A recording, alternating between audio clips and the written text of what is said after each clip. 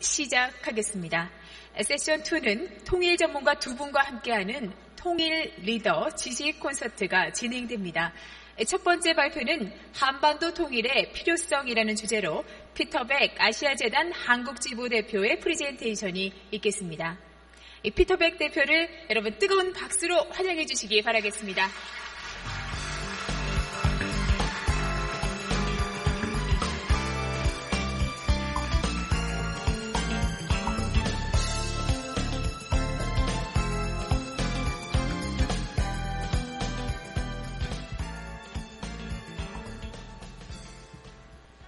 안녕하십니까. 보다시피 제가 롱다리입니다. 그런데 다행히 롱다리인데 싱겁지 않습니다. 전지일보 저를 초대해 주셔서 상당히 고맙게 생각합니다. 저희가 지난 한 26년 동안 한반도에 대해서만 집중해왔고, 그래서 결국은 미국 사람이지만 의무당 개구리 돼버렸습니다. 그런데 오늘이 한반도에서 통일 얼마큼 중요한지 알려주고, 그리고 미국 입장에는 통일 어떻게 되겠는지 살펴보겠습니다. 그래서 제가 북한 체제 어떻게 이해하는지 일단 조금 이야기하고, 그 다음에 북한 대외 관계에 대해서 이야기하고, 그 다음에 현재로서 북한 내부 상황에 대해서 이야기하고, 우리 정책적인 딜레마에 대해서 여러 가지 있습니다. 정책적으로. 그거 다 이야기하고, 그 다음에 북한 사람을, 주민들 어떻게 소통할 수 있는지 생각해보고, 그 다음에 앞으로 한반도 어떻게 통일될 수 있는지 이야기하겠습니다. 제 알기에는 북한이 쉽게 말하면 totalitarian personality 컷이라고 생각합니다. 이거 한국말로 어떻게 번역해야 하는지 잘 모르겠는데, 권위주의보다 더 지독하고, 다 이제는 노동신문 보면 조선민족이라고 안 부르고 김일성 민족이라고 불러요. 그래서 아까 대표이사님 북한 때문에 통일 안 되는 거, 되지 못한 것은 아니라고 말씀하셨는데, 저는 반대로 생각합니다. 쉽게 말하면 통일 안 되는 이유는 바로 북한입니다. 바로 이 체제입니다. 이 온 세상의 유일한 체제입니다. 마오도 60년대 중국 마오 지도자라는 지도자도 북한 따라 못 갔습니다. 이 체제 때문에 소통하기 좀 쉽지 않습니다. 그래도 불구하고 제가 마음적으로 진심으로 북한하고 대화해야 한다고 생각합니다. 아무리 어려워도. 저는 몇 번 북한에 가본 적이 있습니다. 갈 때마다 북한 사람 만날 때 이렇게 인사합니다. 안녕하십니까? 미제놈입니다. 그래서 북한 사람들이 어떤 때 선생님들처럼 웃고, 어떤 때 깜짝 놀고, 그리고 어떤 사람 미제놈 아니라 미제인. 알겠습니다. 미제인입니다.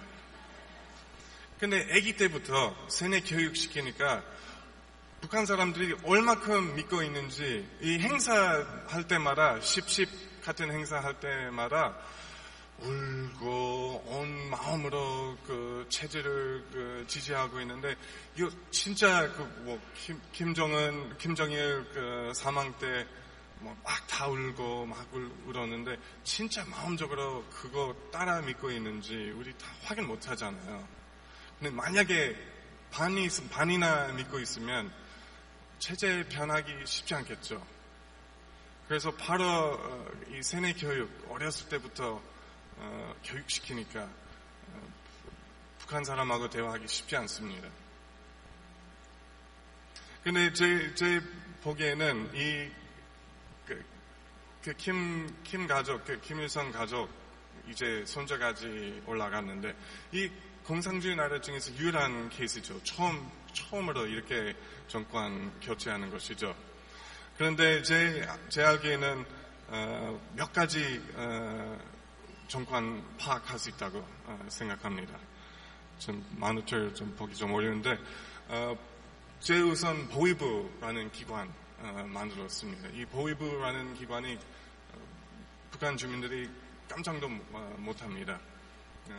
여러 가지 그 사람 다 쳐다보고 있습니다. 그래서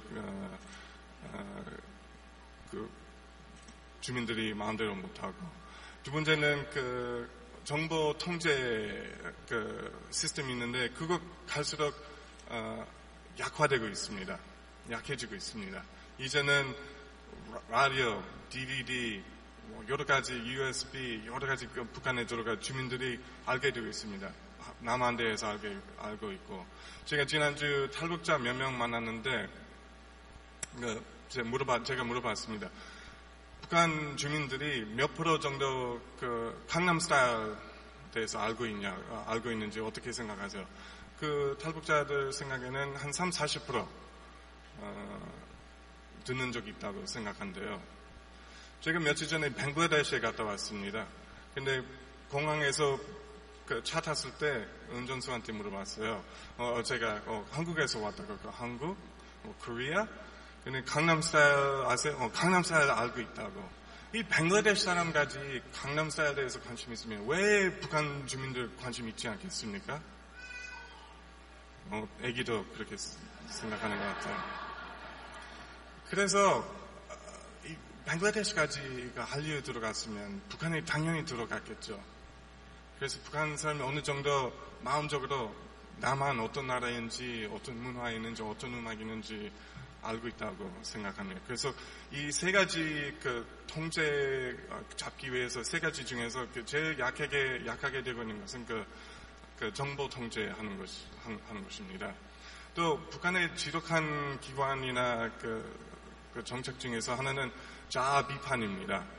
1주, 2주에 한 번 학생끼리, 노동자끼리 다 모이고 생활 청화라고 말하는데 2주에 한 번 자기 무슨 잘못했는지 고백하고, 또 상대편 어떤 잘못했는지 고백하고, 그리고 바로 보위부한테 보도하고. 그래서 진짜 보위부뿐 아니라 전 주민들이 상대편 쳐다보고 있습니다. 그래서 진짜 사람들이 꼼짝도 못합니다. 그래서 제일 핵심적인 제가 갖고 있는 질문, 세습되는 것은 부드럽게 되겠는지, 지금까지 김정은이라는 지도자 원수인지 왼수인지 알 수 없지만 지금까지 문제 없는 것처럼 정권 교체됐다고 알고 있는데, 근데 자꾸 장교들 바꾸는 거 보면 뭔가 되고 있지 않다고 생각합니다. 어떤 것인지 알 수 없지만 김정은 아버지 선택한 장교들 워낙 자주 바꾸고 있으니까 불안한 상황인지 좀 저도 알 수 없으니까 확인할 수 없는데 생각해야 한다고 생각합니다. 근데 지금까지 신문이나 언론 보면 아주 부드럽게 진행되고 있다고 알고 있습니다. 그리고 이 정권 안에 보수파, 진보파, 비둘기파 있는지 전 확인 못합니다. 저는 없다고 봅니다. 근데 있을 수 있다고, 외교부, 외무성하고 인민군 또 의견 차이 있을 수 있지만 거의 없다고 봅니다. 그리고 이 북한 근사적으로 진짜 물론 100만 명 군인이 있다고 알고 있는데 이 군인들 제대로 준비하고 있는지 좀 의심합니다. 그래서 아까 화면 보면 중동에서 2년 전 Arab Spring 생겼잖아요. 근데 왜 북한에서 쉽게 일어나지 않겠는지 좀 5가지 다섯 가지 이유 있다고 생각합니다. 첫째는 정보 통제, 미디어. 지금 일반적인 북한 주민이면 노동신문, 중앙통신 그런 언론만이 있으니까 100% 선전입니다. 배울 것 95% 배울 것 없습니다. 북한 공식적인 언론 보면. 그리고 중동에서 알제지라는 방송이 있었습니다. 저는 인터뷰 많이 해봤는데 영문 알제지라 인터뷰 많이 봤는데 상당히 주도적인 역할이 있었습니다. 알제지라. 중동 사람들이 정권 어떻게 정보 알려주고 상당히 중요했다고 생각합니다. 그리고 북한에서 인트라넷, 학생끼리 인터넷 되는데 해외적으로 인터넷 거의 없습니다. 아마 온 북한에서 아마 컴퓨터 한 몇천 개 미만 그 해외 정보 들어올 수 있다고 생각합니다. 1000개인지 2000, 3000개인지 모르겠는데 많지 않습니다. 그 인터넷 거의 없습니다. 그래서 페이스북 알다시피 그 이집트나 시리아에서 페이스북 역할이 상당히 중요합니다. 구글도 나중에 구글에서 중동에서 구글에서 근무하는 사람 나오겠지만 제 보기에는 그 역할 페이스북이나 인터넷 같은 역할 상당히 중요했다고 생각합니다. 그리고 북한에서 김일성 주의 있는데 종교 없잖아요. 중동에서 이슬람이 있었어요. 원래 서양 사람들 생각에는 이슬람 반민주주의, 반경제 발전하는 개념이라고 생각하는데 이슬람이 2년 전에 그 혁명하고 싶은 사람들한테 상당히 큰 도움이 됐습니다. 금요일마다 이슬람 사람들이 제일 깊게 기도하잖아요.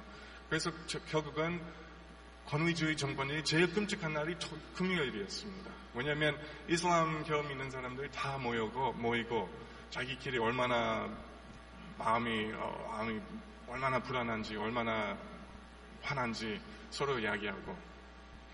근데 북한에서 이슬람 같은 기독교 원래 평양은 동양의 예루살렘이었다고 알고 있는데 거의 없죠. 있긴 있는지 저는 확인 못했죠. 있는지 확인 못했는데 이슬람 같은 종교 없습니다. 또 네 번째는 황장엽 같은 안찬일 같은 훌륭한 분이 다 해외에 있습니다. 소련에서는 사카롭라는 과학자 있었고 그런 다른 목소리 있었는데 이 북한이라는 나라에서 이런 분 없습니다. 그래서 북한 주민들이 다른 의견에 대해서 전혀 알게 될 수 없고. 그리고 마지막은 그 Great Firewall of China, 중국이 있으니까 만약에 중국 정부 변하거나 민주화되면 북한한테 상당히 큰 영향력이 있겠는데 중국이라는 동맹국 도와주는 나라에 있으니까 북한이 쉽게 변하고 있지 않습니다. 제 생각에는 왜 개성공단 쉽게 문 닫았는지 다시 열겠는지 저도 전쟁이 아니니까 확인할 수 없지만 알 수 없지만 중국하고 1년에 수십억 불 교역하고 무역이나 투자하고 있습니다. 그래서 그것 비하면 개성공단 큰 돈 아니에요. 중국하고 워낙 50억 불 정도 무역이나 투자 1년에 하고 있습니다. 그래서 중국 변하지 않으면 중국 정권이 변하지 않으면 북한 정권이 변하는 거 쉽지 않겠다고 생각합니다.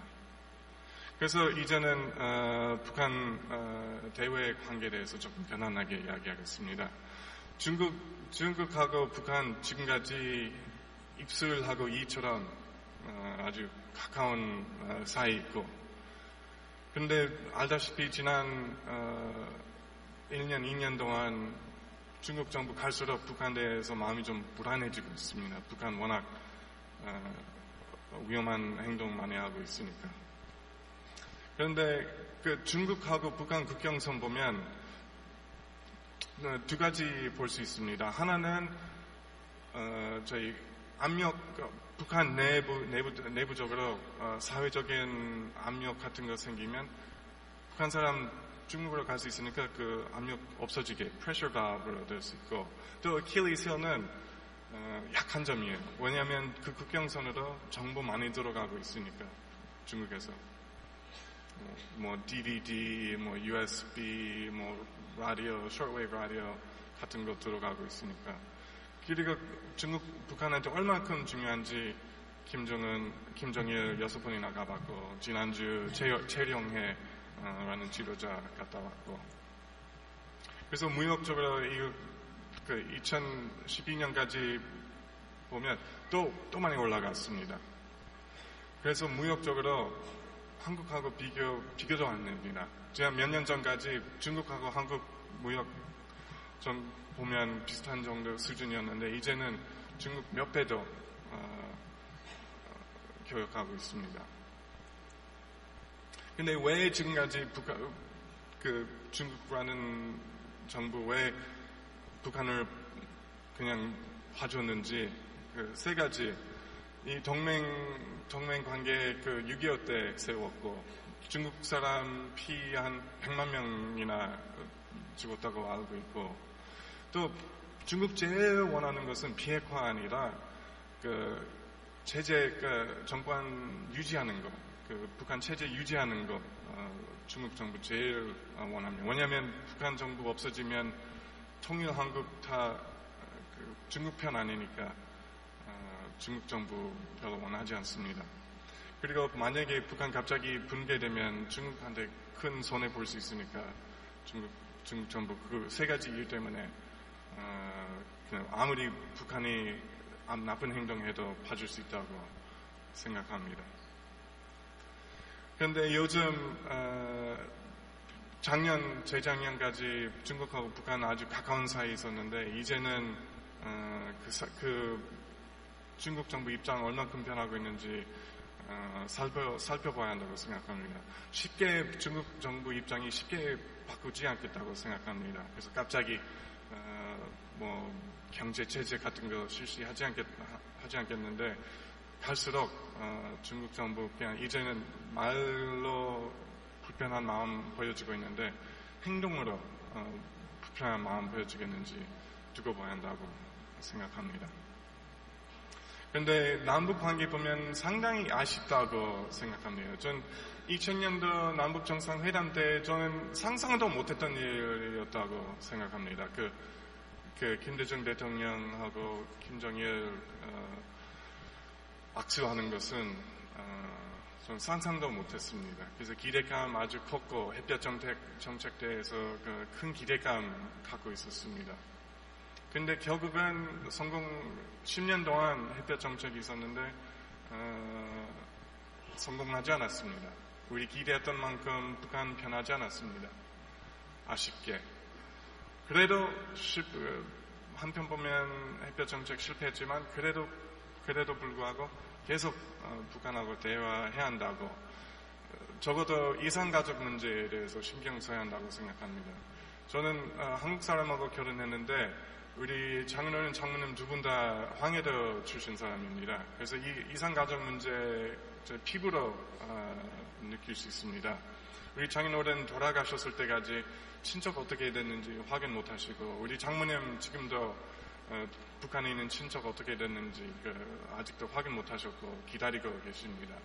그래서 이런 분들이 거의 다 80대 됐으니까 이 통일 안 되어도 남북 관계 좋아지지 않으면 이분들 모르면서 돌아가실 것 같은데 이런 문제부터 좀 신경 써야 한다고 생각합니다. 그리고 진보적인 사람들이 MB 때문에 남북 관계 나빠졌다고 주장하는데 저는 그렇게 생각 안 합니다. 북한 때문에 관계 나빠졌다고 생각합니다. 제가 알고 있는 MB는 현대 출신 사람입니다. 현대에서 나오는 사람들이 pragmatic, 현실주의자, 사업하고 싶은 마음이 있는 거예요. 그리고 햇볕 정책, 원래는 현대 정책이었죠. 원래는. 정주영.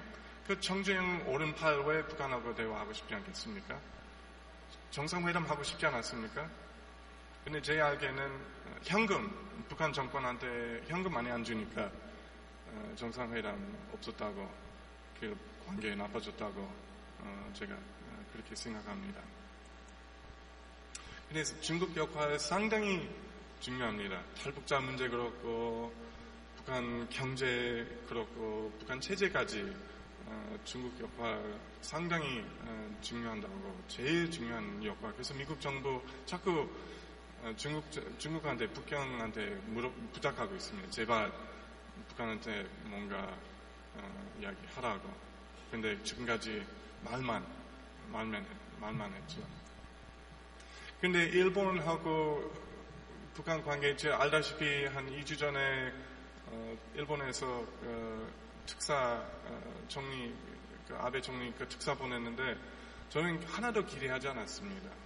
왜냐하면 일본 사람들이 이 납치자 문제에 완전히 빠졌으니까 다른 이야기 못합니다. 그런데 제 알기에는 북한이 이 문제 해결할 생각 없으니까 보내든지 안 보내든지 상관없다고 알고 있습니다. 그런데 북한 경제 제일 기본적인 질문은 철권 통치는 보이지 않는 손을 수용할 수 있는가. 그래서 북한 지도자들이 어느 정도 김정은부터 온 지도자들이 어느 쪽으로 인식합니다.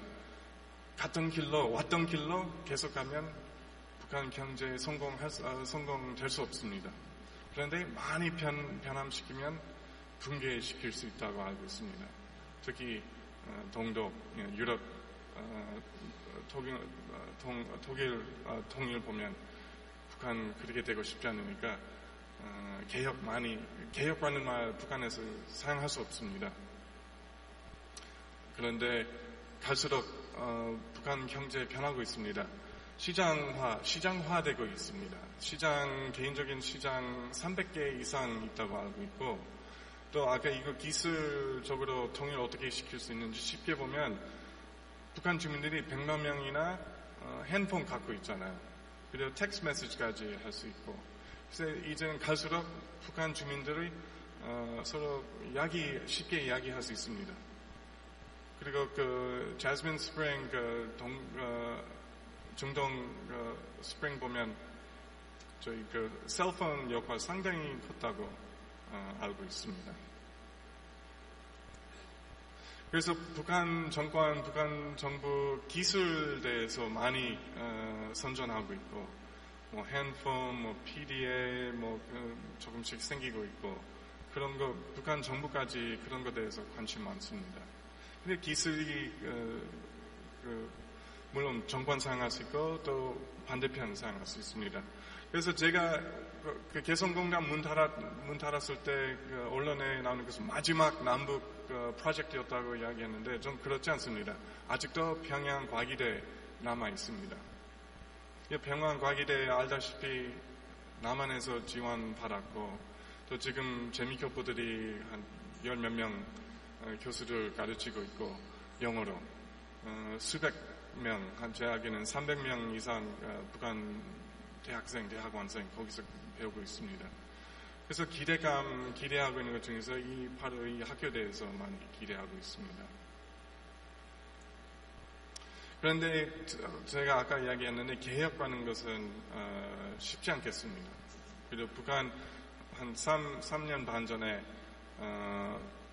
화폐 개혁했는데 완전히 실패했습니다. 결국은 시장들만 몇 개월 동안 죽었고, 근데 다시 생겼는데 북한 정부는 아직도 시장화되는 것은 아마 자신감 없는 것 같아요. 근데 앞으로 어떤 길로 가겠는지 두고 봐야 한다고 생각합니다. 그래서 결국은 미국이라는 강대국, 북한 대해서 어떤 정책 세울 수 있냐. 항상 네 가지 선택할 수 있어요. 네 가지 길이 있습니다. 북한을 무시할 수 있어요. 근데 북한이 갈수록 핵무기, 미사일 발전시키고 핵무기 만들려고 앞으로 몇 년 후인지 미국 본토, 미국 대륙까지 미사일 만들 의지 있고, 그래서 북한 그냥 놔두면 안 된다고, 무시 못하고. 컨테인먼트, 지금은 경제 제재하고 있고, 전략적인 기대감, strategic patience 하고 있는데, 미국 정부 원하는 대로 북한 되고 있습니까? 안 되고 있죠.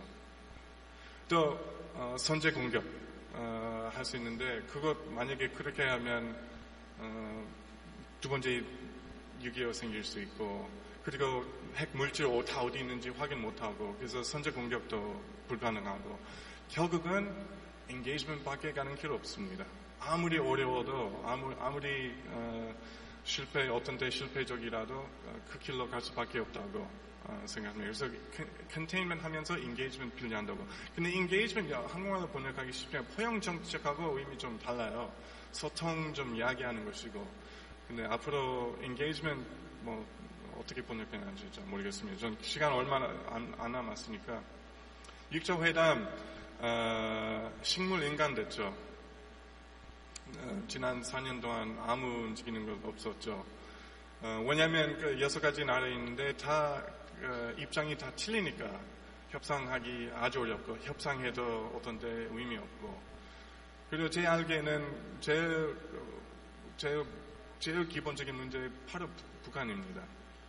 미국 물론 비핵화 원하지만 중국 체제 유지하는 거 원하고 일본은 납치 문제밖에 모르고 러시아는 그냥 쳐다보고 있고 뭐 어떤 때 이야기만 하지만 구체적인 역할 없고 그래서 마지막으로 제 보기에는 지금으로서 한국 사람들이 일본하고 대화할 생각 없는데 장기적으로 일본하고 대화할 수밖에 없습니다. 미국 아시아의 제일 친한 친구 한국하고 일본이죠. 그런데 우리 제일 친한 친구들이 싸우고 있으면 미국 마음이 불안하죠. 그리고 미국 알다시피 미국 정부도 요즘 일본 지도자들 하는 이야기에 대해서 상당히 유감하죠. 그리고 직접 이야기하고 있죠. 똑바로 역사 인식하라고 이야기하고 있지만 지금으로서 3자 같이 일본, 한국, 미국 같이 활동하는 거 불가능한데 앞으로 이 목적 위해서 노력해야 한다고 생각합니다. 그래서 북한하고 협상할 수 있냐? 제 보기에는 협상하기 지금으로서 거의 불가능합니다. 2000년도 클린턴 대통령 북한 지도자 만났을 때 아주 미소 빙그레 웃으면서 만났는데 몇 년 전에 갔을 때 미소 하나도 없었죠. 그래서 지금으로서 왜냐하면 몇 년 전까지 북한 핵 프로그램 보험인지 도박하는 것인 뭔가 얻기 위해서 교환할 수 있는지 몰랐는데 이제는 보험됐습니다. 정권 체제 보험됐으니까 포기 않겠습니다. 포기 안 하면 대화하기 어렵죠. 더 인도적인 딜레마 많고 근데 기본적으로 아무리 딜레마 많아도 북한 주민들 지원해야 한다고 생각합니다. 쌀 지원이나 해야 한다고 생각합니다. 또 수용소 문제 있고 탈북자 문제 심각하고 이 문제도 무시하면 안 됩니다. 요즘 신동희학 영문판 책 영문판 나왔으니까 미국에 유명해졌어요. 미국 방송국에 많이 나왔고 그래서 미국 사람들이 북한 인권 문제에 대해서 어느 정도 알고 있고 또 탈북자 문제 아주 심각하고 그런데 제 알기에는 제일 바람직한 어떻게 북한한테 정보 쉽게 들어갈 수 있는지 좀 방송국이라고 생각합니다. 왜냐하면 5불짜리 5,000원짜리 라디오 있으면 현재 지금 나오는 뉴스 바로 들을 수 있으니까 탈북자 방송 있고 사회교육 방송, 한국 정부 방송 있고 미국 소리 방송 있고 이제는 북한 정권이 미국 소리 방송 괜찮다고 인식하고 있어요. 노동신문 보면 첫면에 뉴욕 타임스, AP 통신, 르몽 다 신문사 대표적인 신문사 이야기할 때 미국 소리 방송까지 VOA 나옵니다. 그래서 어느 정도 북한 정권도 인식합니다. 그냥 해외 매체라고 알고 있습니다. 그런데 저는 제 생각에는 라디오, USB나 DVD보다 더 효율적이라고 생각합니다. 블룬 보내는 것보다. 그리고 이 라디오 얼마큼 돌아가고 있는지 제 알기에는 한 북한 사람 10분의 20, 적어도 20분의 1, 10분의 1 정도 라디오 방송 해외 라디오 방송 듣고 있다고 알고 있습니다. 그래서 정보 통화 아주 더 쉽게 정보 왔다 갔다 하고 있습니다. 또 그래서 북한에서 100만 명이나 해외 방송, 남한, 미국 방송 듣고 있다고 알고 있습니다. 또 앞으로 북한 어떻게 되겠는지 통일되겠다고 생각합니다. 근데 쉽지 않겠고 당분간에 안 되겠고 장기적으로 될 수밖에 없습니다. 그런데 천천히 되겠는지 아니면 갑작스럽게 되겠는지 제 생각 아마 갑작스럽게 될 것 같습니다. 근데 앞으로 몇 년이나 걸리겠다고 생각합니다. 또 통일돼서 잘 되면 독일처럼 통일될 수 있고 잘 안 되면 월남식 될 수도 있고 또 꿈 되는 것은 홍콩처럼 중국하고 홍콩 통일되는 것처럼 그 꿈인데 그 꿈 이루는 것 쉽지 않겠습니다. 중국하고 일본 별로 통일 원하지 않습니다. 미국하고 러시아 제 보기에는 통일을 원합니다. 근데 아주 비싸겠습니다. 제 알기에는 2 to 3 trillion dollars 필요할 것 같습니다. 시간 너무 많이 상했으니까 너무 죄송합니다. 고맙습니다.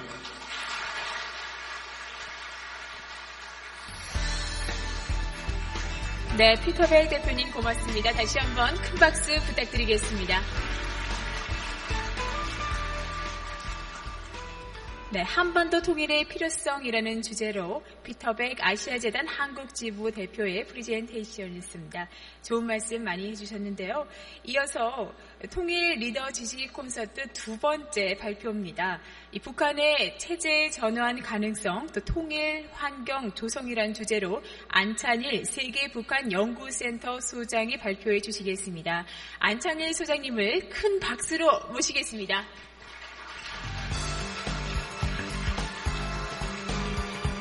네, 안찬일 소장은 국방부 국방정책자문위원회에 거쳐 통일부 탈북자정책자문위원을 맡고 계십니다.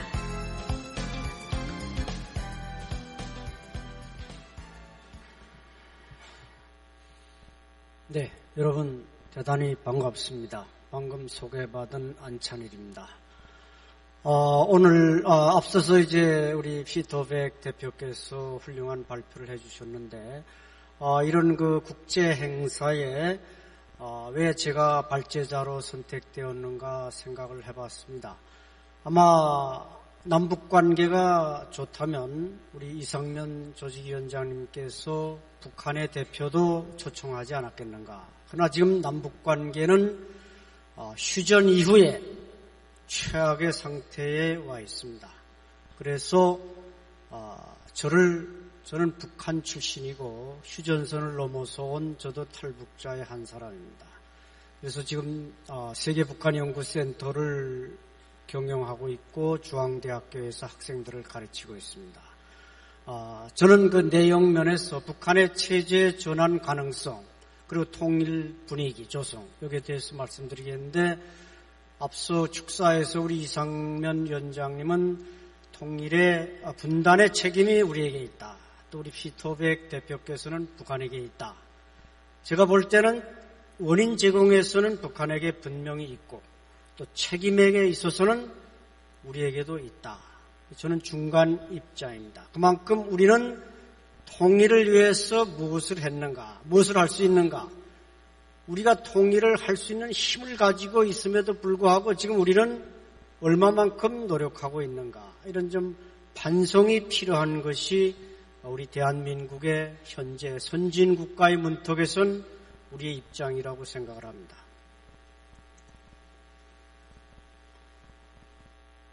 김정은은 누구인가? 3대 세습으로 등장한 김정은은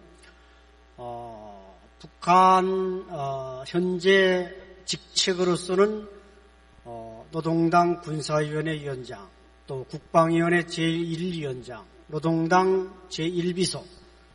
그러니까 이 세 가지 최고 직책 중에 두 가지는 차석으로 가지고 있고 군사위원회 위원장만 최고 직책을 승계한 그런 상태라고 볼 수 있습니다. 김정은은 강원도 원산, 즉 김종일 초대소에서 1982년에 출생을 한 것으로 밝혀지고 있고, 그래서 지금 북한이 올해 2월 당 정치국 회의에서 원산을 국제 휴양 도시로 꾸린다. 그래서 이제 과거는 주로 백두의 혁명 전통, 그래가지고 항일의 혁명 전통을 우상화의 콘텐츠로 사용해 왔는데, 이제부터는 올해 7월 27일을 기준으로 해서 이 항일의 혁명 전통을 어느 정도 뒤로 미루고 6.25 전쟁을 승리로 이끌었다는 승리의 콘텐츠를 새로운 우상화의 하나의 토대로 만든다는 것이 북한의 입장이고, 거기에 이제 원산, 김정은의 고향이 많이 등장할 것으로 보입니다. 여기 김정일의 가계도가 나오고 있습니다만은, 김정은의 어머니는 고용이가 되겠습니다. 고용이는 1953년생으로 일본 북송선을 타고 북한으로 들어갔는데 무용을 잘해가지고 만수대 예술단 무용수로 뽑혔고, 거기서 이제 김정일에 의해서 선택이 됐고, 첫 번째 부인은 잘 아시겠지만 이 송혜림이가 되겠습니다. 남한에서 월북한 송혜림이었는데 69년부터 김정일과 비밀리에 동거를 했습니다.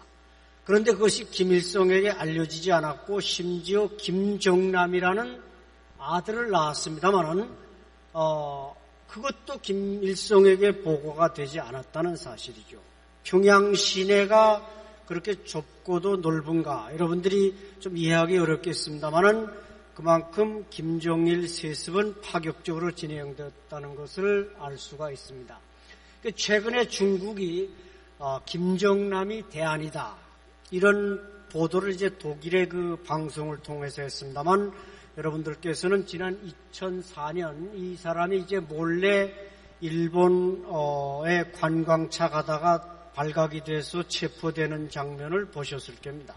그때 그 장면을 잘 보셨기 때문에 그 좀 모양새나 외모에서 좀 이상한 사람이 어떻게 북한의 지도자가 될 수 있는가, 이렇게 회의를 가졌겠습니다만, 그것은 이제 이 사람이 그 중국의 개혁개방을 가장 선호하고, 북한이 만약에 가야 된다면 개혁개방으로 가야 된다, 이런 주장자이기 때문에 이 사람을 중국이 대안으로 생각하고, 또 현재 김정은 체제가 그대로 안정돼 있다면 이 사람은 대안이 될 수 없지만, 만약에 북한에 급변사태가 일어나고 구테타가 일어날 경우 결국 중국의 노선을 가장 지지하는 이 사람을 대안으로 내세울 수 있다. 왜냐하면 북한의 정치 문화는 이 장자 계승론으로 되어 있고, 원칙적으로 따지자면 이 사람이 장자 아니겠습니까? 김정일에게 장자고 차남이고 삼남입니다. 근데 현재 삼남이 하고 있으니까 그런 논리가 돼도 되는 것이고, 실제로 이 사람이 지도자가 될 가능성은 현재로서는 높지 않다, 이렇게 보시면 되겠습니다.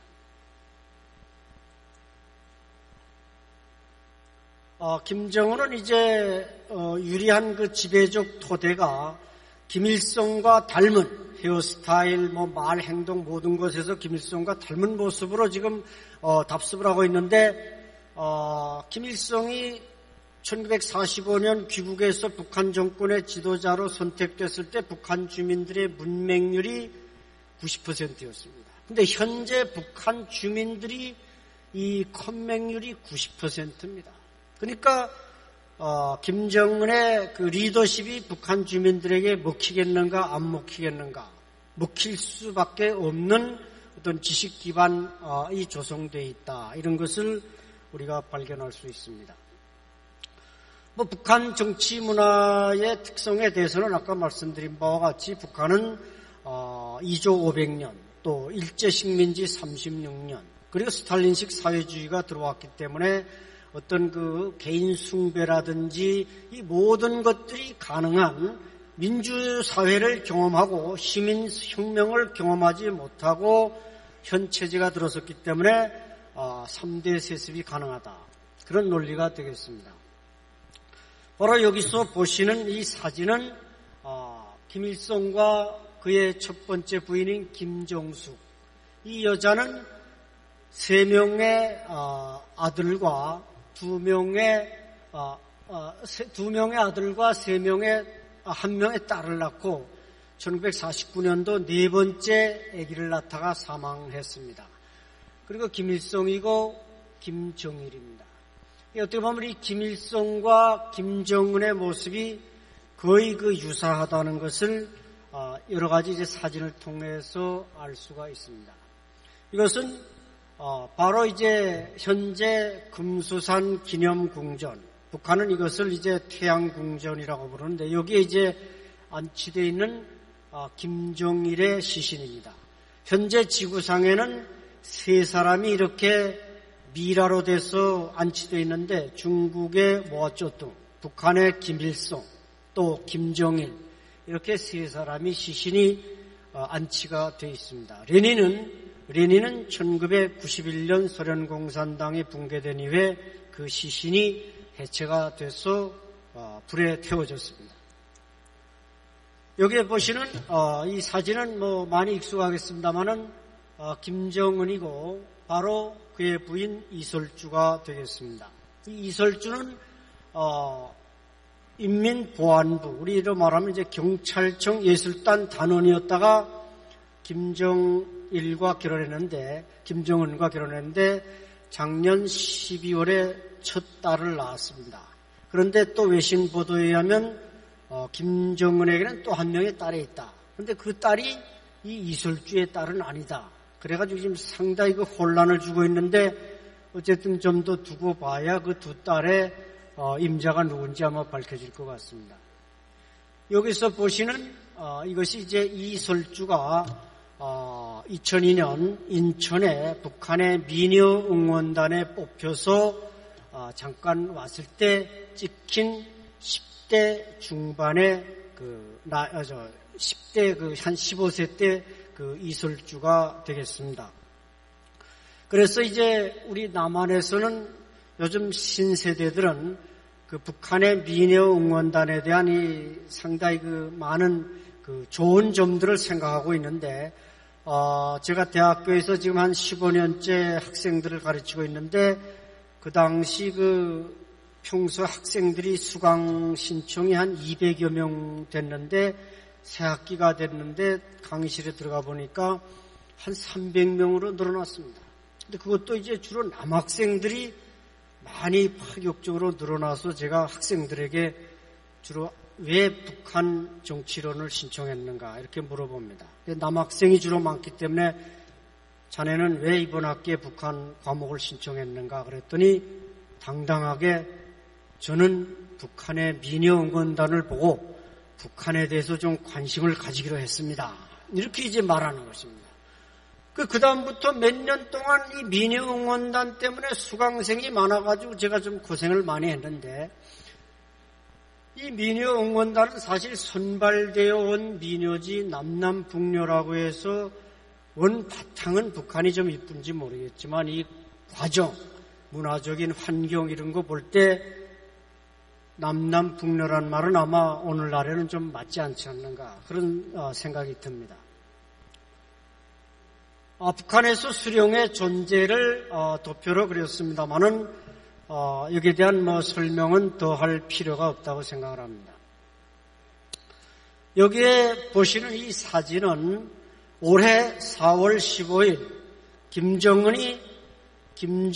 김일성이 안치되어 있는 금수산 기념궁전을 참배하는 사진이 되겠습니다. 이 사진을 여기에 담은 이유는 바로 이 장성택, 김정은의 지금 가장 큰 후견인이며 고모부가 되겠죠. 이 사람의 군복이 다른 사람들의 군복과 다르다는 것입니다. 이 사람은 현 직책이 노동당 행정부장이며 인민군 대장인데 다른 모든 사람들의 군복과 다르다는 것이죠. 심지어 북한에서는 이 의장대를 명예위병대라고 합니다만 이 명예위병대하고도 또 다른 이 사람만의 군복을 입고 있습니다. 이것은 바로 이 사람의 존재를 말해주는 것이죠. 이 사람은 지금 북한의 국가안전보위부, 우리로 말하면 국정원, 인민보안부, 우리로 말하면 경찰청, 이것을 지휘하는 위치에 있습니다. 따라서 최근에 1년 사이에 인민무력부장을 3명씩이나 바꾸고 이 어린 김정은이 군부를 마음껏 요리할 수 있는 것은 바로 이 사람이 뒤에서 조종해주고, 군도 과거에는 김정일 시대에는 군이 독자성을 가지고 강경 분위기를 유도했지만 지금 현재 김정은은 이 장성택 그리고 이제 여기에 있는 이 최용해 이 두 트랙이 군부를 마음껏 관리하고 있기 때문에 북한 군부는 지금 뒤로 한 발짝 물러서서 당에 의해서 컨트롤되고 있다, 이렇게 이해를 합니다. 그러니까 과거는 선군 후로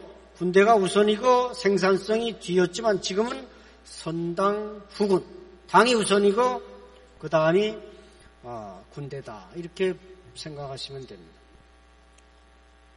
여기서 보시는 이 사진에서도 장성택은 김정은과 똑같은 파카를 입고 있습니다. 과거에 김정일이나 김일성과 똑같은 옷을 입고 나타나긴 어려웠는데 여기서 이 파격적인 장성택의 위상을 보여주고 있고, 여기 최용해 인민군 총정치국장, 그리고 이 최북일, 여기서 당시는 부총참모장의 작전국장이었는데 지금 인민보안부장으로 가서 역시 최용해나 장성택과 같이 군을 견제하고 있다, 이렇게 보시면 됩니다.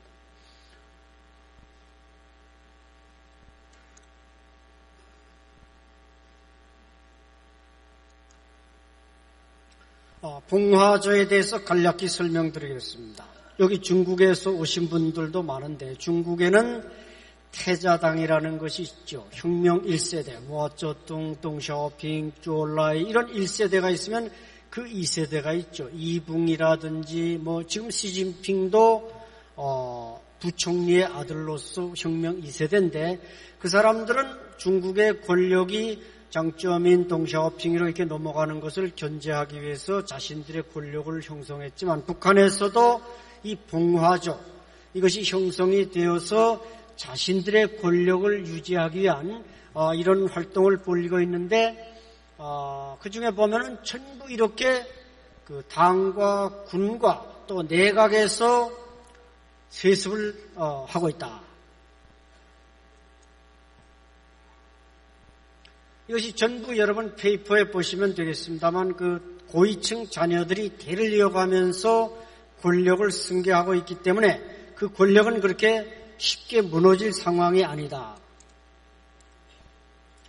여기서 보시는 이 사람이 바로 지난 4월 1일 최고인민회의에서 다시 내각 총리로 임명된 박봉주가 되겠습니다. 박봉주는 2002년 장성택과 함께 우리 서울에 왔고 우리 서울에서 포항제철과 삼성전자를 비롯한 모든 시설을 다 둘러보고 돌아가서 북한에서 시장사회주의로 가야 된다, 이런 것을 주장하다가 2004년에 총리로 등용됐는데 2003년에 총리로 등용됐는데 그 후에 강경파인 박남기 노동당 재정경리부장에 의해서 숙청되었다가 이번에 다시 총리로 복귀된 인물입니다.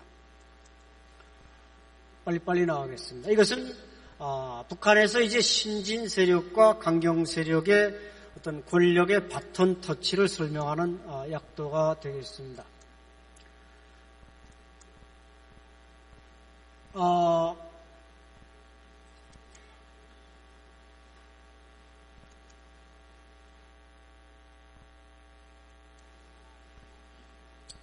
북한에서 이제 최근에 김정은 체제가 등장해가지고 권력 에리트 106명을 우리 통일부가 분석을 했습니다. 그랬더니 김일성 종합대학 출신이 35.5%, 거의 3분의 1을 차지한 거죠.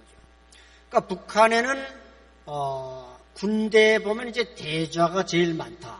대령급이죠, 우리. 그래서 인민무력부, 우리 국방부와 같은 인민무력부 담장 밖에서 돌멩이를 던지면 돌멩이를 하나 던졌는데 대좌가 3명이 얻어맞는다, 이런 말이 있습니다. 그만큼 많다는 얘기죠. 노동당 청사 밖에서 가서 돌멩이를 하나 집어던지면 김일성 종합대학 출신이 3명이 맞는다. 그 정도로 당 중앙은 또 김일성 종합대학 출신이 다 차지하고 있다. 그리고 이제 군에는 김일성 군사종합대학 출신이 제일 많다. 이것은 우리 육군대학과 같은 재교육기관이지 밀리터리 유니버시티는 아닙니다. 그리고 이제 출신 지역을 보니까 평안남도가 18.6%로 가장 많았고 그 다음 평양이 16.3%, 함경북도 16.3%, 함경남도 14.6%, 그리고 이제 그 뒤를 평남, 함북 이렇게 쭉 되고 있는데 북한의 함경도 출신들이 많은 것은 그만큼 항일 빨치산 세대가 그 지역에 많다. 아이러니컬하게도 지금 탈북해오신, 여기 이 자리에도 지금 탈북해오신 분들이 많이 오셨지만 탈북해오신 탈북자의 거의 70%가 함경도 출신입니다.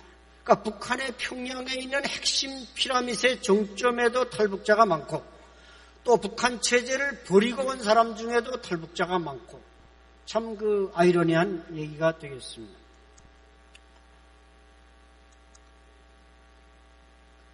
그러니까 체제 전환의 제 발제의 핵심이 되겠는데 북한이 체제 전환을 하고 있다는 그 3가지 포인트가 있는데 첫 번째는 지배의 분산과 책임의 분담이 이루어지고 있다. 그것은 페이퍼에 보셨겠지만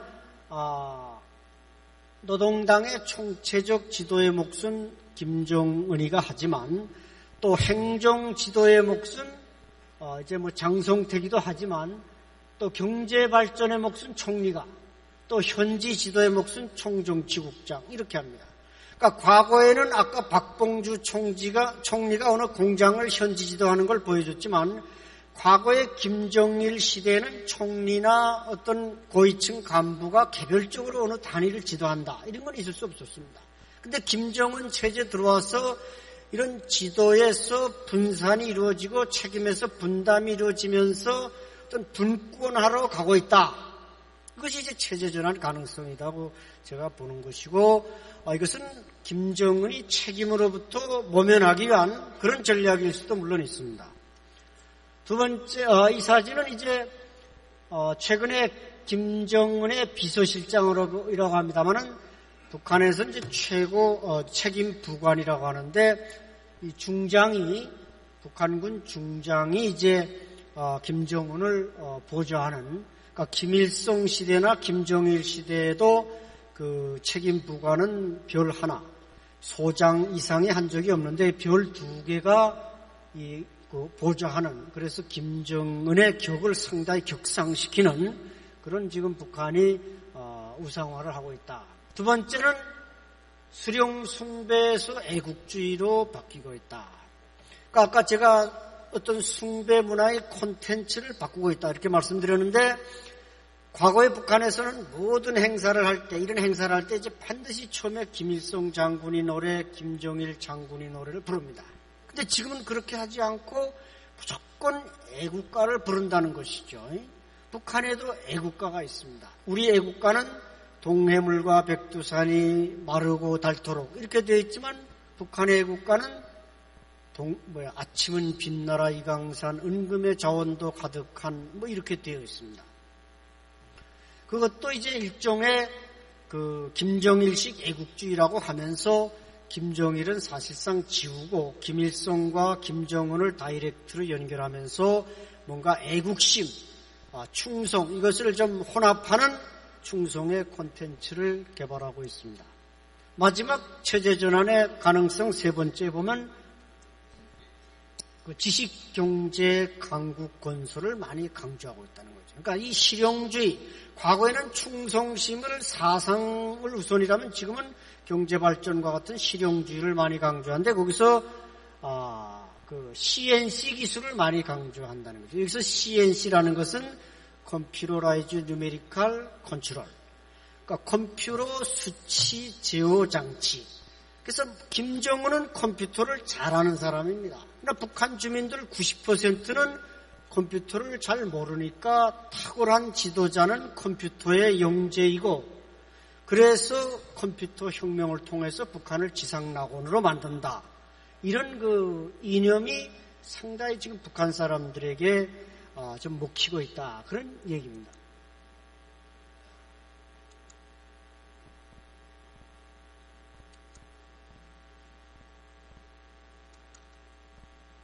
자, 마지막으로 이제 통일 분위기 조성에 대해서 좀 말씀드리겠는데, 이 정상회담이니까 이건 좀 뒤로 갔다가, 분단에 대한 인식, 왜 분단이 됐느냐. 우리가 연합국에 의해서 분단이 됐고, 또 통일이 왜 안 되고, 이런 걸 여러분들이 왜 모르겠습니까? 그러나 아까 말씀드린 대로, 우리에게 책임이 있다, 북한에게 원인이 있다, 다 옳은 말씀입니다.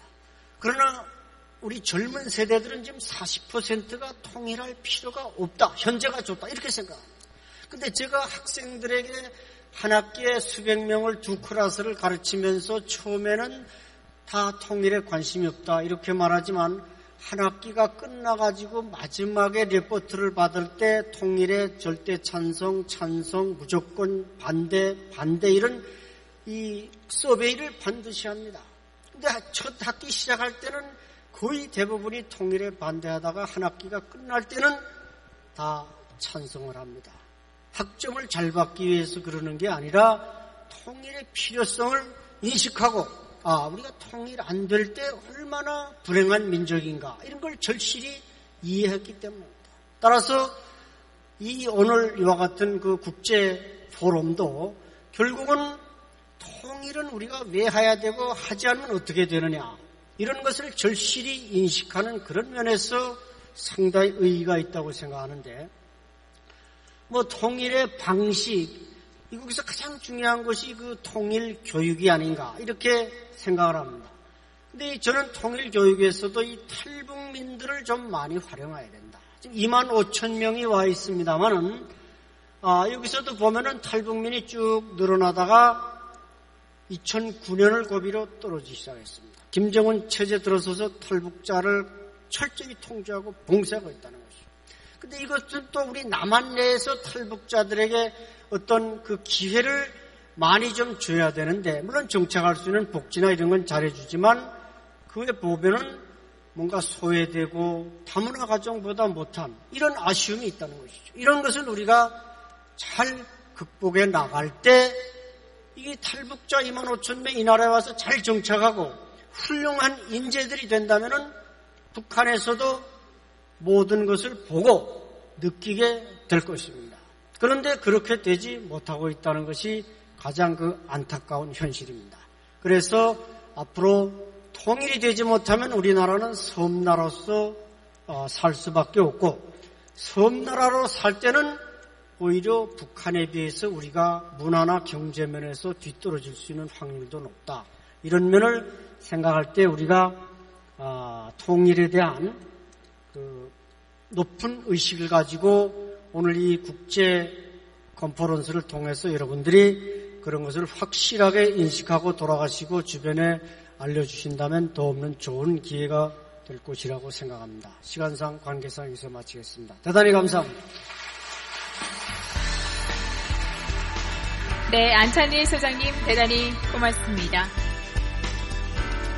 네, 북한의 체제 전환 가능성과 통일 환경 조성이라는 주제로 안창희 세계 북한 연구센터 소장이 발표해 주셨습니다. 다시 한번 큰 박수 부탁드리겠습니다.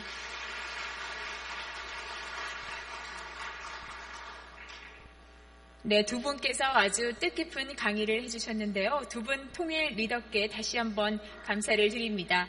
세션 2를 마치고 잠시 휴식 시간을 갖겠습니다. 정확히 10분 후에 세션 3를 시작하겠습니다. 잠시 후에 뵙겠습니다.